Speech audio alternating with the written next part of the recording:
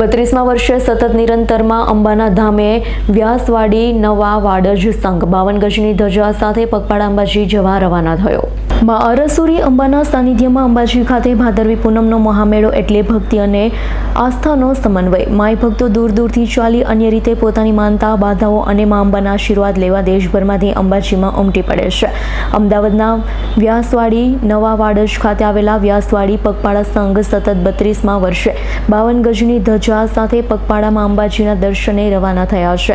આશરે 100 ઉપર મહિલા સહિત લોકો આ સંઘમાં જોડાયા છે। વહેલી સવારે વ્યાસવાડી 4 રસ્તા ઉપર પૂજા અર્ચના અને આરતી કરવામાં આવી। 52 ગજની ધજાને ભક્તોના દર્શન અર્થે ખોલવામાં આવી છે।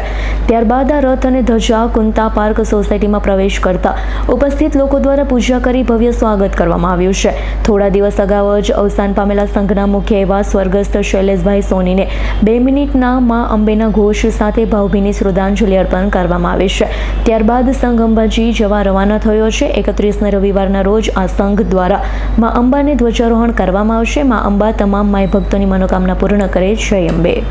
વ્યાસવાડી પગપાળા સંઘ નવા વાડજ અંબાજી એના પ્રમુખ બોલું આશીષ શર્મા। આજે અમાસના દિવસે સંઘ નીકળશે અને ત્યાં 7મના દિવસે પહોંચશે અંબાજીમાં અને 8મના દિવસે માં જગદંબાના ધામમાં અરસુરી ઉપર ધજા ચડાવવામાં આવશે। આ સંઘ 31 વર્ષથી ચાલી રહ્યો છે। 32મા વર્ષમાં પ્રવેશ છે। અમે 1251 ગજની પણ ધજા ચડાવેલી છે। માતાજીનો રથ નાની બાળાઓને જમાડેલી છે અને આ વખતે પણ વિશેષ આયોજન કરેલું છે કે બધા હેમખેમ માતાજીના દર્શન કરીને પાછા આવે। અમારા સંઘમાં 100 થી 125 લોકો જોડાયેલા હોય છે અને અમે રસ્તામાં કોઈ પણ કેમ્પની સેવા લેતા નથી। અમારા સંઘમાં અહીંયાથી જ બિસ્તરાની ટ્રક, પાણીની ટ્રક, મિનરલ વોટર, દવાઓ બધી સુવિધા આપેલી હોય છે। મહિલાઓ એપ્રોક્સ 50 હોય છે અને જેન્ટ્સ 60 લોકો હોય છે।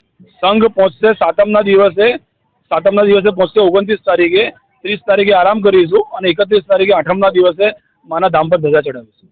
ભક્તોનો એટલો છે કે દરેક ભક્તો નિરોગી રહે, એમનું સ્વાસ્થ્ય સારું રહે અને ધંધા રોજગારમાં બરકત રહે। સંજીવ રાજપૂતનો રિપોર્ટ, S9 ન્યૂઝ, અમદાવાદ। અમારી તમામ માહિતીથી અપડેટ રહેવા માટે જોડાયેલા રહો S9 ન્યૂઝ સાથે।